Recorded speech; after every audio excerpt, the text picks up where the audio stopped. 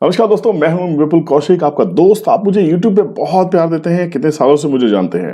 हमेशा से मैंने प्रोफेशनल वीडियोस आपके लिए बनाई हैं, आपके लिए लाइव मार्केट में एनालिसिस किए हैं, आपके पोस्ट मार्केट एनालिसिस किए हैं। बट आज मैंने आपके लिए जो ये सीरीज बनाने का सोचा है, ये बहुत सारी रिक्वेस्ट मुझे आई है, उसके ऊपर बना रहा हूँ। गाइस, मुझे बहुत सारी रिक्वेस्ट जीरो से सिखाई, जीरो से। आई मीन बहुत सारे लोग हैं, बहुत सारी हाउस वाइफ्स हैं, स्टूडेंट्स हैं, कॉलेज गोइंग लोग हैं, या ऐसे लोग हैं जो घर बैठे कोई काम नहीं कर रहे हैं, या रिटायर्ड हैं, या जिनकी जॉब छूट गई है। They want to learn the stock market, क्योंकि अगर हर तरफ देखेंगे there is a buzz going on about the stock market.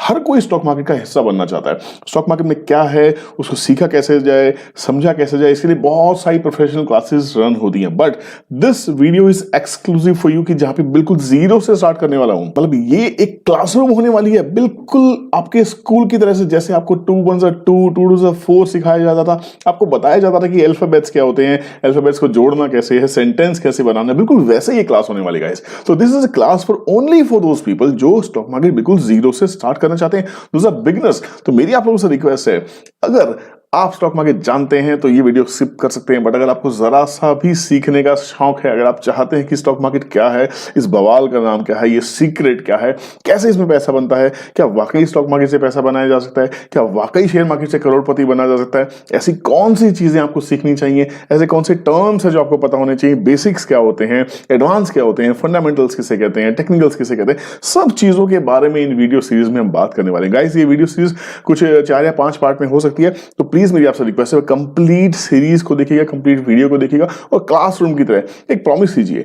जब आप स्कूल में जाते थे, ट्यूशंस लेते थे, तो क्या 2 घंटे पढ़ के नहीं आते थे? तो अगर ये वीडियो थोड़ी लंबी भी हो तो पूरा पढ़ना है, पढ़ने के लिए वीडियो बना रहा हूं, एंटरटेनमेंट की बिल्कुल वीडियो नहीं है। एंटरटेनमेंट के लिए यूट्यूब भरा हुआ है, पर this video is absolutely for beginners जो जीरो से स्टार्ट करना चाहते हैं, जिनको स्टॉक मार्केट का एबीसी भी नहीं मालूम है, जो एबीसी सीखना चाहते हैं, स्टॉक मार्केट कैसे रन करती है। बहुत मजा आने वाला है। गाइस, एक बात बताइए, सपोज कीजिए आप अपने पेरेंट्स से, अपने दोस्तों से, रिलेटिव से या बैंक से कुछ पैसा बोरो कर लेते हैं। आपको कुछ बिजनेस करना है, सपोज कीजिए कपड़े की दुकान खोलनी है, या आपको कोई खाने का काम शुरू करना है। आपको लगता है खाने का काम बहुत ल्यूक्रेटिव है, लोग खाते ही हैं, लोगों को स्वाद पसंद है। मैं दिल्ली से हूँ, दिल्ली में तो लोग फूडी हैं। तो दिल्ली में अगर आपको छोटा सा फूड जॉइंट खोलना है, फूड कॉर्नर खोलना है, तो क्या वो पॉसिबल है? इसके लिए क्या करना होगा? बताइए बताइए, क्या करना होगा? कमेंट सेक्शन में लिखिए। सबसे पहले रिक्वायरमेंट क्या होगी? चलिए ट्यूशन की तरह स्टार्ट करते हैं, इस क्लास को स्टार्ट करते हैं। क्लास स्टार्ट हो चुकी है गाइस, ताकि आपको समझ में आए कि हम क्या कहना चाह रहे हैं। मैंने अपना पेन उठा लिया है, अपना पेपर उठा लिया, ठीक है? समझिए, आप कोई मिस्टर एक्स हैं, आपने फंड्स इकट्ठे कर लिए हैं। कहां से लिए होंगे फंड्स आपने? पेरेंट्स से, करेक्ट? या फ्रेंड्स से? छोटा मोटा फंड अगर चाहिए तो। बड़ी अगर कैपिटल चाहिए तो आप बैंक से लोन ले लेते हैं, हम जिसको बिजनेस लोन भी कहते हैं, राइट? अब इस बिजनेस लोन को तो आपको हर महीने ईएमआई पे करनी है, प्लस आपको इंटरेस्ट पे करना है।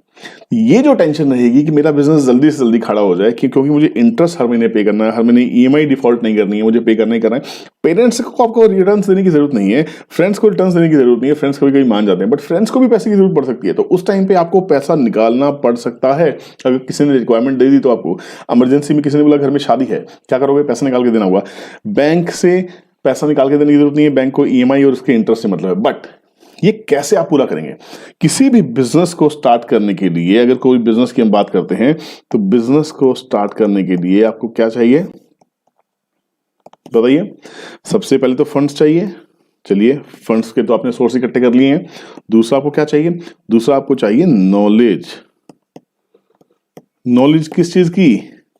व्हाट टू स्टार्ट, करना क्या है, कौन सा बिजनेस करना है। आपको फूड शॉप खोलनी है, या कोई गारमेंट शॉप खोलनी है, आपको लगता है फैशन इंडस्ट्री बहुत ही अच्छे से ग्रो कर रही है, हर जगह फैशन मार्ट खोल रहे हैं, या आपको शूज बेचने हैं, है ना, या क्या करना है कोई भी, या फॉर एग्जांपल आपको इलेक्ट्रिक शॉप खोलनी है, कुछ भी है ना, आपको किताबें बेचनी है, आपको बुक सेलर बनना है। कैसे बनेंगे? For all this you need knowledge, you need advice, कि कोई तो आए आपको बताए, है ना। जब तक आपको इसके बेसिक्स नहीं पता होंगे, बेसिक्स क्या होंगे, बेसिक्स में क्या क्या चीजें कवर करेंगे बताइए? कि बेसिक्स अबाउट बिजनेस, की व्हाट इज दैट बिजनेस। मजा आ रहा है गाइस? अगर मजा आ रहा है तो प्लीज इस क्लासरूम के लिए एक लाइक अभी प्रेस कर दीजिए, ताकि मैं भी मोटिवेट हो जाऊं ऐसी इंटरेस्टिंग लर्निंग वीडियोस आपको देने के लिए। बिजनेस क्या है, बिजनेस के बारे में क्या है, ये इसका जो प्रोडक्ट सर्विस क्या होगा, इसमें क्या हम प्रोडक्ट बनाने वाले हैं या हम कोई सर्विस देने वाले हैं, ऐसे ही तो होता है ना। ये प्रोडक्ट का कस्टमर कौन होगा, कस्टमर में कौन कौन होगा, मतलब रिटेल आम जनता खरीदने वाली है या इंडस्ट्री के लिए आप कुछ करने वाले हैं। अब आपको ये सब, जब तक आपको ये सब चीजें समझ में नहीं आएंगी आप क्या बनाएंगे। पैसा तो आपने इकट्ठा कर लिया पर पैसा वेस्ट है, वो पैसा 100% लॉस हो जाएगा अगर आपको नहीं मालूम कैसे करना है। तो आपको उसकी कैसे करने की नॉलेज भी होनी चाहिए, कैसे करना है, how to do it, how to do it इतना आसान नहीं है, इसको सीखना पड़ता है।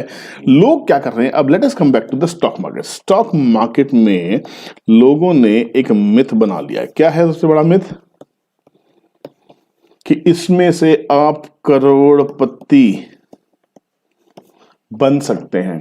ये मिथ है। मिथ क्यों है, बिकॉज ऑफ हाफ नॉलेज। अगर बिजनेस करने जा रहे हैं, नॉलेज नहीं है, मालूम ही नहीं कैसे करना है, तो पैसा बर्बाद होगा नहीं होगा, होगा ना। तो स्टॉक मार्केट जुआ क्यों है, बिजनेस जुआ क्यों नहीं है। बिजनेस भी वैसा ही जुआ है जब आप बिना सीखे करते हैं। इस वीडियो सीरीज बनाने के पीछे पर्पस क्या है, मैं चाहता हूं कि 2022 के बाद जो भी इस वीडियो को देख रहा है, 2022 में जो भी इस वीडियो को देख रहा है या 2022 में जो भी इस वीडियो को देख के स्टार्ट कर रहा है स्टॉक मार्केट की अपनी जर्नी को, वो कभी भी नुकसान ना करे। मैं आपका नुकसान नहीं झेल सकता गाइस। मुझे अपने पैसे से जितना प्यार है, मुझे आपके पैसे से भी उतना ही प्यार है। मैं चाहता हूं कि आप सीख के काम करें। अब यहाँ पे इस वीडियो में कोई भी प्रोफेशनल क्लासेस की प्रमोशन नहीं कर रहा हूं guys, please mind me, this is absolutely zero to hero series. मैं आपको यहां से एक जीरो से हीरो कैसे बनना जाता है उसकी एक जर्नी में आपको लेके जाने वाला हूं। बिल्कुल जीरो टू हीरो आपको बनाने वाला हूं, समझाने वाला हूं कि बेसिक्स क्या होते हैं। तो समझिए, स्टॉक मार्केट का जो एक मिथ है उसको कैसे तोड़ा जाए। स्टॉक मार्केट का जो मिथ है उसको तोड़ने के लिए प्रॉब्लम ये है कि आपको समझना पड़ेगा कि स्टॉक मार्केट होती क्या है। What is stock market. चलिए सबसे पहला सवाल यहीं से चालू करते हैं, नॉलेज को बढ़ाते हैं आगे, ताकि हमें कोई बेवकूफ ना बना सके, कोई टिप प्रोवाइडर हमें कॉल ना कर सके कि सर मेरी टिप्स पे काम कर लीजिए। कोई भी ऐसा इंसान आपको फोन ना करे, बताए कि एक फलाना शेयर ले लीजिए मल्टीबैगर हो जाएगा। कोई भी चीज मल्टीबैगर होगी तब जब उसमें आपकी नॉलेज, आपकी मेहनत उसमें शामिल होगी। कोई भी एक अच्छा शेयर आपके हाथ में जब लगेगा, जब आप उस स्टॉक को सिलेक्शन करना जानते होंगे।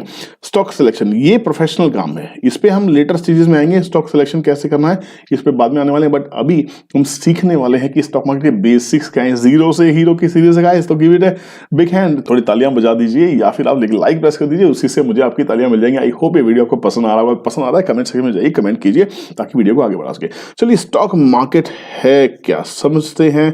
व्हाट इज स्टॉक मार्केट, क्या है स्टॉक मार्केट, क्या है। स्टॉक मार्केट एक ऐसी जगह है, एक ऐसा प्लेस है जहां पे हमारे पास fortunately now we have electronic exchanges NSE and BSE, national stock exchange and Bombay stock exchange, right. ठीक है, NSE का जो हमारा इंडेक्स रहता है जिसको हम बहुत ही फेमस तरीके से जानते हैं, निफ्टी के नाम से जानते हैं, निफ्टी 50 हम इसको कहते हैं।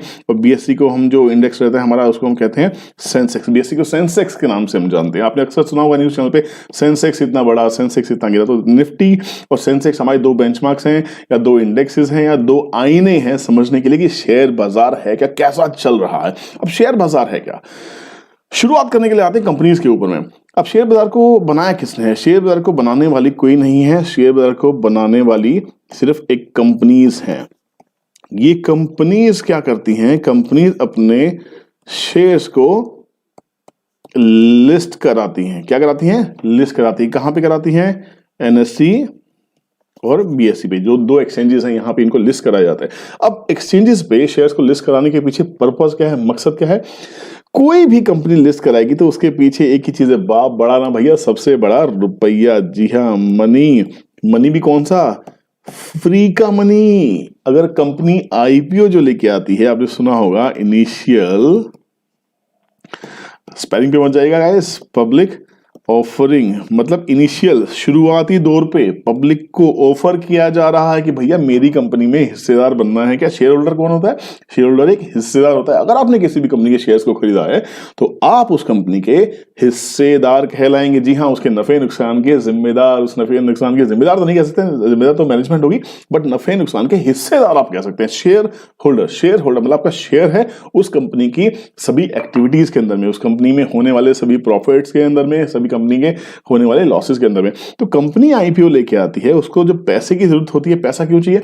फर्दर बिजनेस को एक्सपैंड करना है, कैपिटल एक्सपेंडिचर करना है, नए सेटअप्स लगाने हैं, कंपनी ग्रो करना चाहती है। कंपनी को लगता है कि मैं पैसा बैंक से लूंगा तो उसमें मुझे इंटरेस्ट पे करना है, ईएमआई टाइम पे देनी है, कभी कभी डिफॉल्ट होने के चांसेस भी रहते हैं। बट अगर मैं आईपीओ लेके आता हूँ, कंपनी में लोगों को अपना हिस्सेदार बना लेता हूँ, शेयर होल्डर पार्टनर बना लेता हूँ, और लोग तो पार्टनर बनने के लिए तैयार बैठे हैं, लोगों को बिजनेस करना है, पैसा लगाना है, तो कोई छोले कुलचे की दुकान खोलने से अच्छा है, बेटर है किसी कंपनी के शेयर्स के आईपीओ में पैसा लगाना। अगर आप उस कंपनी को स्टडी कर लेते हैं, कंपनी को अगर आपने स्टडी कर लिया, उसके आईपीओ में आपने पैसा लगा दिया, तो समझ लीजिए इनिशियली आपने उस कंपनी में एंटर किया है। जो कंपनी स्टॉक एक्सचेंजेस पे लिस्ट होने वाली है, वो ट्रेडिंग के लिए उपलब्ध होने वाली है, उससे पहले आपने उसमें पैसा लगा दिया इनिशियली।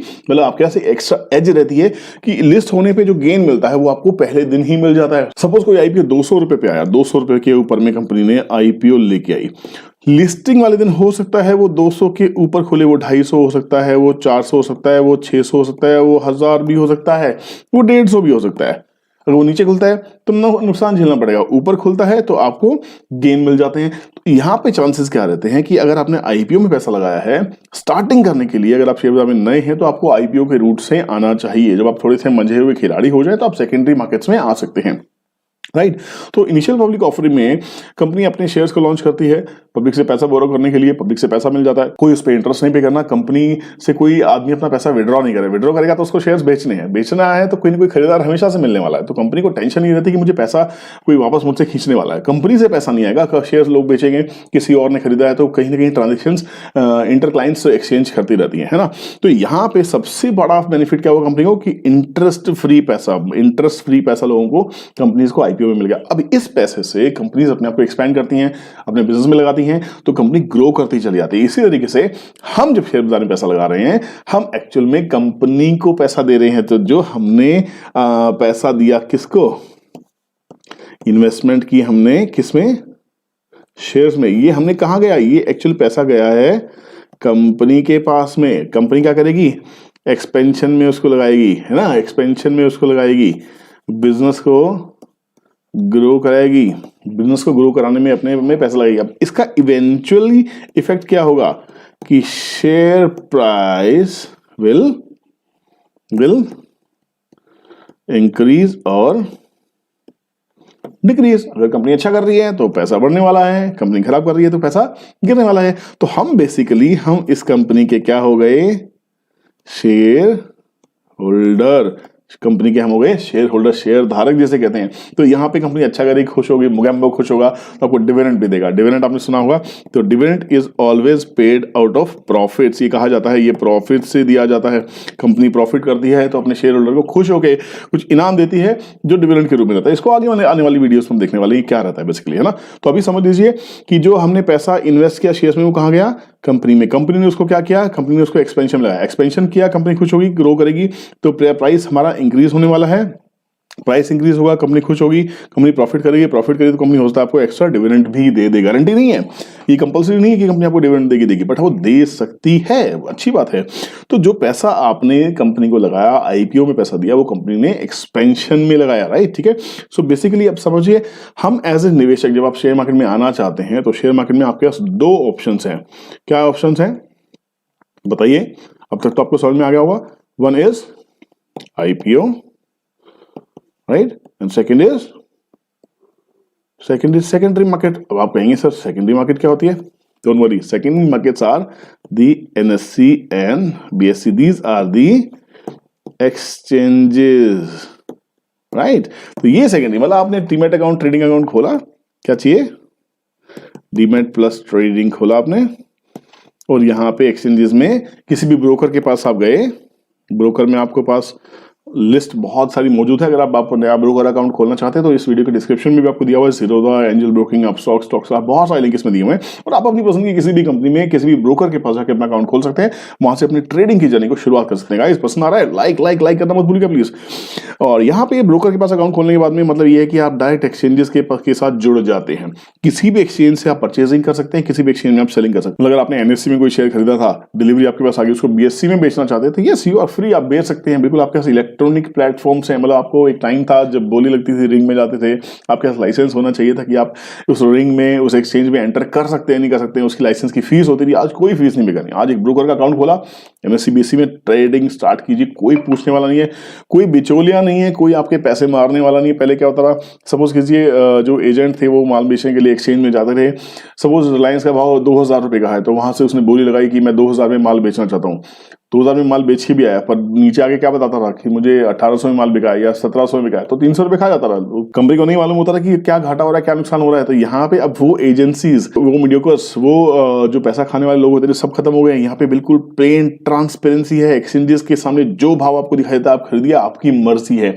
आप डायरेक्ट खरीदेंगे क्लाइंट से, डायरेक्ट बेचेंगे क्लाइंट को, तो बेसिकली आप किसी भी इंटरमीडिएटरी को यहाँ पे अवॉइड कर रहे हैं। तो बेस्ट ट्रांसपेरेंसी, अगर आप सोचें कि आपके साथ नुकसान या फ्रॉड होने वाला है, जो सामने भाव आपको दिखाई दे रहा है वो आपको फ्रॉड कर सकता है, नहीं, वो भाव बिल्कुल भी फ्रॉड नहीं कर रहा है। देखिए फॉर एग्जांपल मैं आपको दिखाता हूं।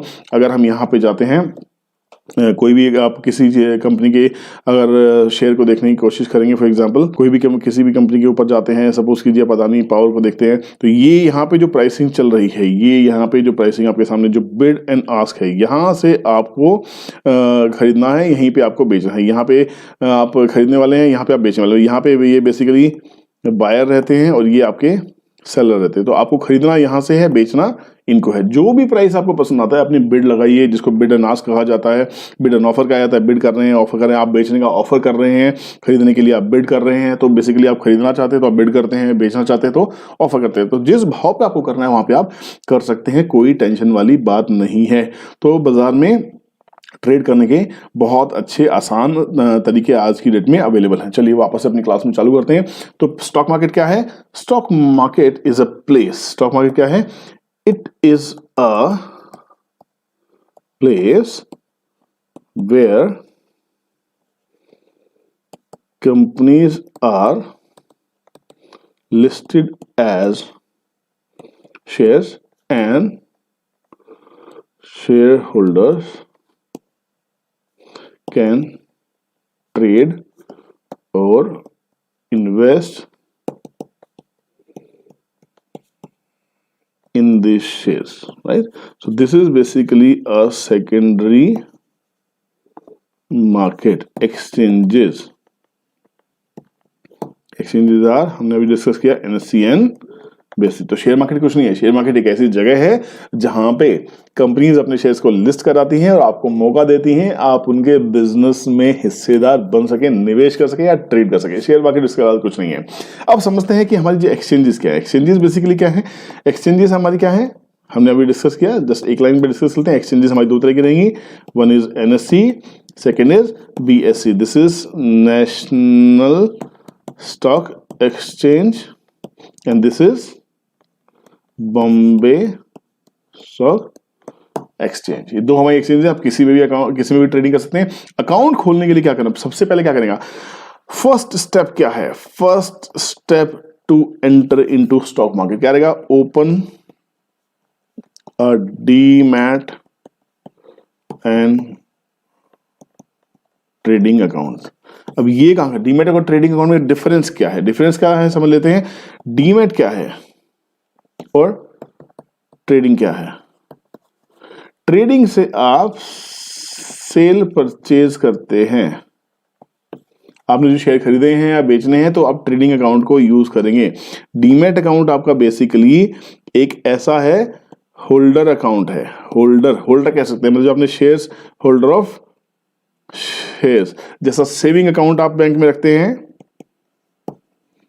आपने पैसा बैंक में जमा करना है तो आप सेविंग में जमा कराते हैं, तो आपको शेयर्स जमा कराने हैं। शेयर्स जो भी खरीदेंगे वो आपके डीमैट अकाउंट में जाएंगे। पर खरीद बेच कहां कर रहे हैं आप? Current account. बैंक में क्या होता है? Current account. वैसा ही हमारा ट्रेडिंग अकाउंट रहता है। करंट अकाउंट का आप सेल परचेज अगर आपको करनी है तो आपको ट्रेडिंग अकाउंट होना जरूरी है। और आज की डेट में डीमैट और ट्रेडिंग दोनों कंपलसरी हैं, इनके बिना आप काम नहीं कर सकते। ट्रेडिंग से ही पहली बाइंग होगी और डीमैट में आप उसको रखना होगा। जब आप बेचेंगे तो डीमैट से बाहर आ जाता है। तो बेसिकली ये डीमैट है और ये ट्रेडिंग अकाउंट है। जब भी यहाँ कुछ बाय करते हैं तो ये इसके अंदर चला जाता है। जब आप इसको यहाँ सेल करते हैं तो यहाँ से चीजें वापस निकल के बाहर आ जाते हैं। तो डीमैट और ट्रेडिंग अकाउंट है बेसिकली आपके दो कस्टोडियंस या दो ऐसी जगह जहां पे आप एक जगह से खरीदते बेचते हैं और दूसरी जगह में आप उसको होल्ड करते हैं सेफ रखने के लिए। तो ये था हमारा डीमैट और ट्रेडिंग अकाउंट्स के लिए। आई होप गाइस मजा आ रहा होगा ना। दूसरी चीज आती है, लोग कहते हैं यार ब्रोकर्स, आप डायरेक्ट एक्सचेंज के पास अकाउंट क्यों नहीं खोल सकते? नहीं, ये रूल है कि आप डायरेक्ट एक्सचेंजेस में अकाउंट नहीं खोल सकते। इसके लिए आपको ब्रोकर के पास ही जाना होता है।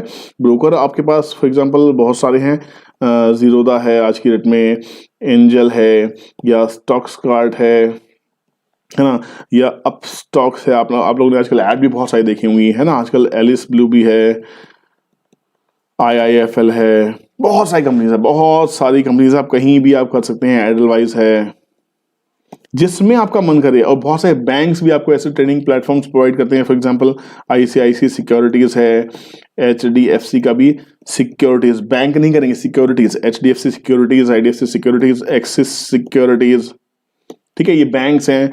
IDBI कैपिटल, ये बहुत सारे ऐसे विंग हैं जो आपको डीमैट ट्रेडिंग अकाउंट की, डीमैट प्लस ट्रेडिंग की दोनों की फैसिलिटीज आपको देते हैं। जहां भी चाहे इनके एक्सचेंजेस के इनके चार्जेस को आप पता कर लीजिए, जो चार्जेस अफोर्डेबल हो आप यहाँ पे अकाउंट में अकाउंट खुला सकते हैं। अब यहाँ पे खर्चे क्या लगते हैं? खर्चे हर बंदा कहेगा भाई बिजनेस चालू करना है, एक्सपेंस क्या चाहिए? एक्सपेंस कुछ नहीं है, बहुत ही मिनिमम भाई, बहुत ही मिनिमम। कोई तो अकाउंट ओपनिंग फीस अगर कोई कंपनी लेती भी होगी तो ज्यादा से ज्यादा लेती होगी 500 रुपए के आसपास मैक्सिमम, बस 500 भी दिया खाता खुल गया। बहुत सारी कंपनीज आपको फ्री ऑफर करती है, फाइंड आउट कीजिए कौन कौन सी फ्री ऑफर करती है, राइट, ठीक है, वो आपको ओपन कर सकते हैं। दूसरा एक्सपेंस आपके सामने है AMC, which is annual maintenance. होता ना कि एनुअल मेंटेनेंस चार्जेस, कि आपको लगता है भैया मैंने तो अकाउंट खोल लिया, अब हर साल पनौती तो नहीं है, हर साल पैसा देना, ये कुछ नहीं होती है। मुश्किल से 250-300 रुपए साल की होती है। अगर आपको देनी तो मुश्किल से क्या पड़ता है, 20-30 रुपए महीने के पड़े, आप झेल सकते हैं। अगर बिजनेस में आ रहे तो इतना AMC झेलने की कोशिश कीजिए। बहुत सी कंपनी इसको भी फ्री करती है, ठीक है ना। तीसरा आपका एक्सपेंस रहेगा ब्रोकरेज का। ब्रोकरेज एक बहुत बड़ा कॉन्सेप्ट है। चलिए इसको इस स्लाइड में समझते हैं कि ब्रोकरेज का एक्सपेंस क्या है। ब्रोकरेज मतलब ब्रोकर की इनकम है। ब्रोकर आपसे कमाता है, क्या कहता है, दो तरह की चीजें होती हैं। एक तो होता है इंट्राडे ट्रेडिंग। ट्रेडिंग क्या होती है? सेम डे सेल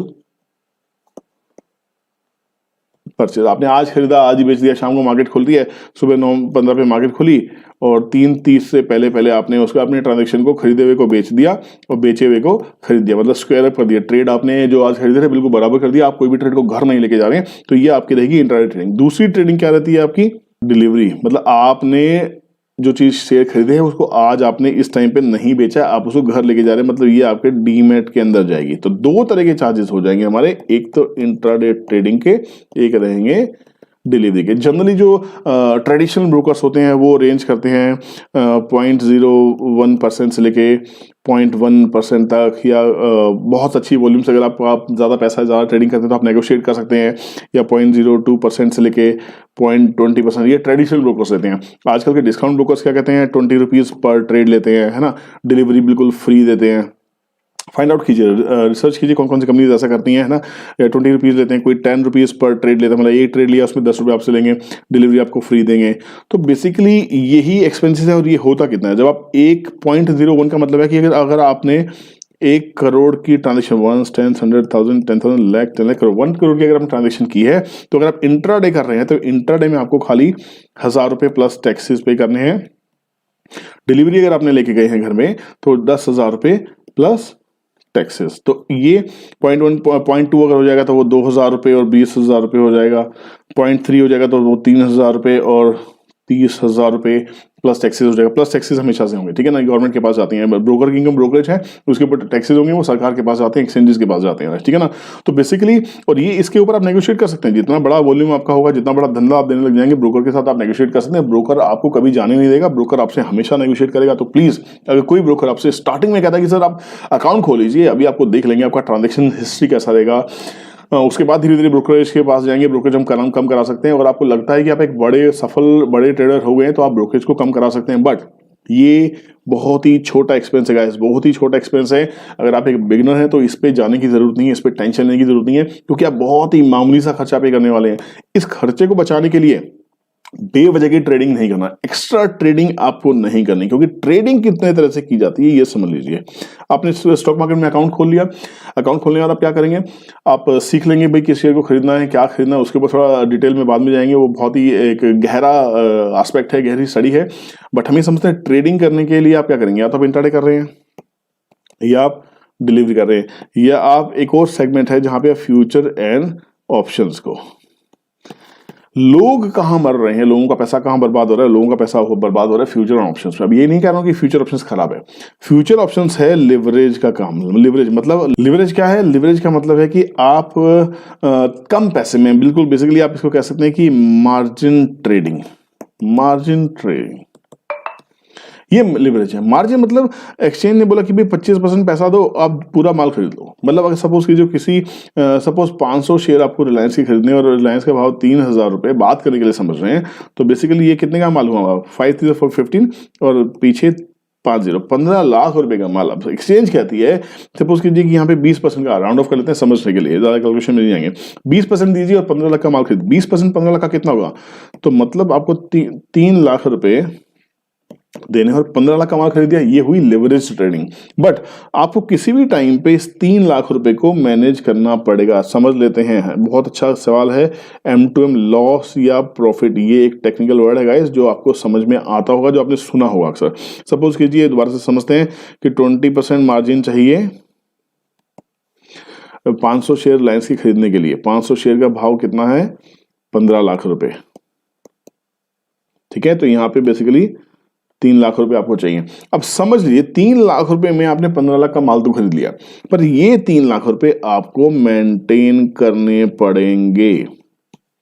किसी भी पॉइंट ऑफ टाइम पे पूरे दिन आपको मेंटेन करने पड़ेंगे। सुबह 9:15 से लेके 3:30 के अंदर अंदर में आपको ये मेंटेन करना पड़ेगा। फॉर एग्जांपल, अगर भाव गिर जाता है 3,000 से, भाव गिर के 2500 अगर आ जाता है, तो 500 रुपए का नुकसान जो हो रहा है, कितना, 2.5 लाख रुपए का। ये कहां से जाएगा, यही आपके इसमें से जाएगा। 3 लाख माइनस 2.5 लाख रुपए, कितने बचे, 50,000 रुपए।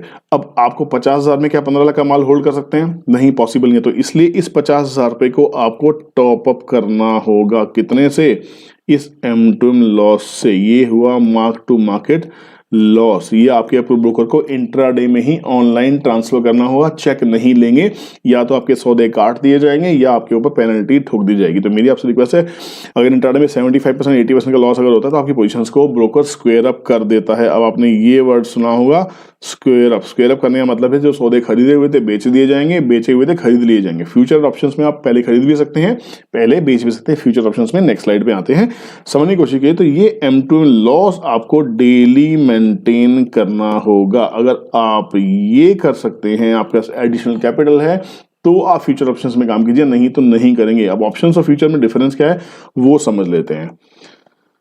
फ्यूचर और ऑप्शंस, फ्यूचर में क्या होता है कि यू पे मार्जिन, है ना, मतलब 20%, 25%, जो भी एक्सचेंज 30%, किसी लॉट के ऊपर में आपको 30% मार्जिन भी देना होता है, ठीक है ना। यहां पे क्या होता है, क्या बाय करोगे आप, लॉट। इक्विटी में क्या करते हो,